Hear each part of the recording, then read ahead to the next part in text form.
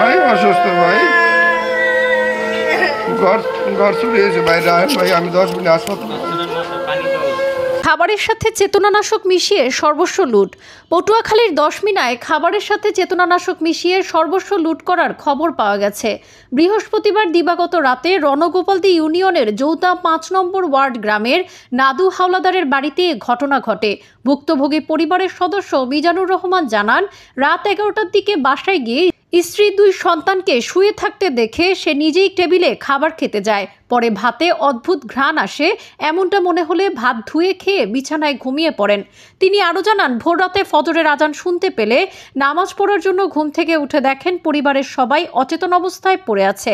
এমন অবস্থা দেখে সবাই মিজানুর রহমানের ডাক চিৎকার করলে প্রতিবেশীরা ছুটে আসেন।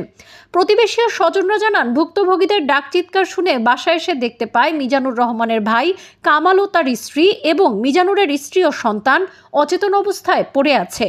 হঠাৎ মিজানুর রহমান অজ্ঞান হয়ে পড়লে স্থানীয় স্বজনরা মিলে ভুক্তভোগী পরিবারের 5 সদস্যকে 10 মিনা হাসপাতালে ভর্তি করেন।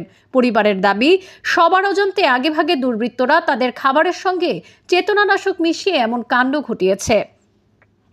শুক্রবার চিকিৎসার পর মিজানুর রহমান কিছুটা সুস্থ হলে তার কাছ থেকে জানা যায়, বাসায় থাকা আলমারি থেকে আসবাবপত্র সহ সবকিছু এলোমেলো ভাঙাচোরা অবস্থায় পড়ে আছে।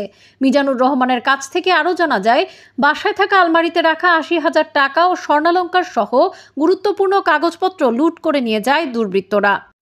এ বিষয়ে জানতে চাইলে 10 মিনার থানার ভারপ্রাপ্ত কর্মকর্তা ওসি আব্দুল আলিম বলেন, ঘটনার বিষয়ে তার জানা নেই, কেউ অভিযোগ দেয়নি। বিষয়টি সাংবাদিকদের মাধ্যমে তিনি জানতে পেরেছেন। অভিযোগ পেলে তদন্ত করে আইনগত ব্যবস্থা নেবেন। আমার নাম লাল মিয়া। ঘটনা ঘটছে কি বাবা, রাত্রে গেছে গাড়ি চালাইয়া ভাত খাইছে, ভাত খাইয়া এই অজ্ঞান এই পড়ছে বলে, এরপর এই অজ্ঞান এই পড়ছে।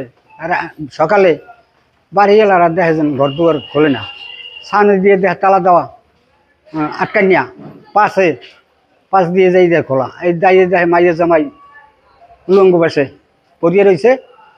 ওই সকালে এই সন্ধ্যাকালে বলে এই সাইড করে বুঝিয়েছিল, আর এই সাইড করে বুঝ কটকলা দিছে, 40,000 টাকা আনছে। আর ওই ছোটো মাইয়া বিয়ে দিয়েছিলে আর 100 চেয়ে নিয়েছিলে। আর ওই মাঝ যে মাইয়ার বড় মাইয়ার 100 কানের বেলা আসলে বিয়ে দিছে। আর হ্যাঁ নিজের জিনিস তো আসলে।